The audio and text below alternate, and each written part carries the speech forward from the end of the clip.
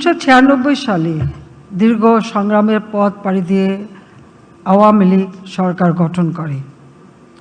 আমরা দায়িত্ব নেবার পরেই জাতির পিতা বঙ্গবন্ধু শেখ মুজিবের পদাঙ্ক অনুসরণ করে সকলের জন্য প্রাথমিক স্বাস্থ্যসেবা নিশ্চিত করতে নতুন জাতীয় স্বাস্থ্য নীতি প্রণয়ন করি।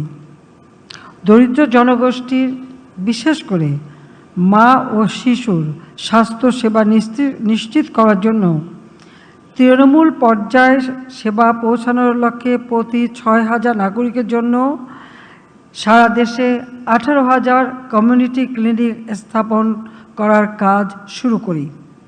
সেই সময় আমরা জাতীয় পুষ্টি কর্মসূচি গ্রহণ করি এবং যার মূল লক্ষ্য ছিল শিশু ও গর্ভবতী মায়েদের বিদ্যমান অপুষ্টি কমিয়ে আনা। নারী উন্নয়ন ও ক্ষমতায়নেও আমরা বিশেষ উদ্যোগ গ্রহণ করি। নারী ও পুরুষের মধ্যে অসমতা দূরীকরণ, নারী শিক্ষার বিস্তার ও অর্থনৈতিক কর্মকাণ্ডে তাদের অংশগ্রহণ বৃদ্ধি করার ক্ষেত্রেও ছিল আমাদের আন্তরিক প্রয়াস। আমাদের আবারও দুর্ভাগ্য নেমে আসে 2001 থেকে 2008 পর্যন্ত। তখন আমরা সরকারি ছিলাম না। 2001-এ যে সরকার এসেছিল বিএনপি জামাত জোট, তারা আমার কমিউনিটি ক্লিনিক সব বন্ধ করে দেয়। আমাদের দেশের মানুষ যে প্রাথমিক স্বাস্থ্য সেবাটা পাবে সে সুযোগটাও বন্ধ হয়ে যায়। এর ফলে আমাদের জনসংখ্যা উন্নয়ন ও সুষ্ঠু ব্যবস্থাপনায় একটা স্থবিরতা নেমে আসে। 2009 সালে জনগণের বিপুল ভোটে নির্বাচিত হয়ে পুনরায় আমরা সরকারে আসি এবং দায়িত্ব পাওয়ার পরপরই আমরা ICPD প্রোগ্রাম অব অ্যাকশনের 15টি মূল নীতি বাস্তবায়নে জাতীয় জনসংখ্যা নীতি 2012 প্রণয়ন করি। মাতৃমৃত্যু ও নবজাতক মৃত্যু হার হ্রাস, মা ও নবজাতকের স্বাস্থ্যসেবা, শিশু ও কিশোর কিশোরী প্রজনন স্বাস্থ্য, পুষ্টি ও পরিবার পরিকল্পনা সেবা প্রদানে ব্যাপক কর্মসূচি আমরা বাস্তবায়ন শুরু করি। দেশের প্রত্যন্ত অঞ্চলে স্বাস্থ্য সেবা পৌঁছে দেওয়ার লক্ষ্যে বন্ধ হয়ে যাওয়া কমিউনিটি ক্লিনিকগুলি পুনরায় চালু করি। বর্তমানে সারা দেশে 14,000-এরও বেশি কমিউনিটি ক্লিনিক চালু আছে।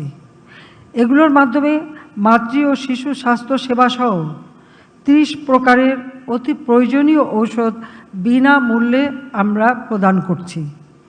এর মধ্যে প্রায় 3,000 ক্লিনিকে স্কিল্ড বার্থ অ্যাটেন্ডেন্স সেবা প্রদান করা হচ্ছে।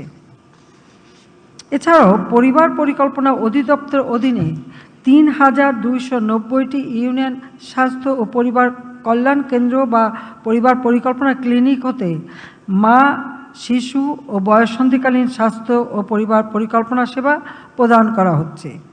এর মধ্যে 2,200টি কেন্দ্র হতে সার্বক্ষণিক স্বাভাবিক প্রসব সেবা প্রদান করা হচ্ছে। প্রসূতি সেবা প্রদানের জন্য এসব কেন্দ্রে 4 জন করে ধাত্রী নিয়োগের পরিকল্পনাও গ্রহণ করা হয়েছে। তাদের বিশেষ ট্রেনিংয়ের ব্যবস্থা আমরা নিয়েছি।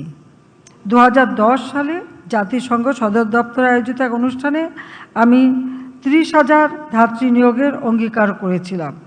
এর ধারাবাহিকতায় প্রায় 20,000 ধাত্রী ইতিমধ্যে আমরা নিয়োগ দিতে সক্ষম হয়েছি। বাকিও আমরা পর্যায়ক্রমিকভাবে দিয়ে দেব।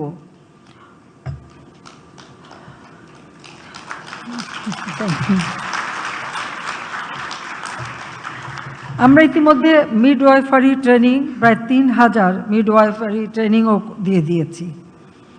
ভদ্রমহিলা মহোদয়গণ, মাতৃ স্বাস্থ্যসেবায় জরুরি প্রসূতি সেবা নিশ্চিত করতে ফ্রি অ্যাম্বুলেন্স সেবা চালু করা হয়েছে। মা টেলিহেলথ সার্ভিসের মাধ্যমে প্রসূতি মায়ের গর্ভকালীন ও প্রসব পরবর্তী সেবা প্রদানের জন্য উদ্যোগ গ্রহণ করা হয়েছে।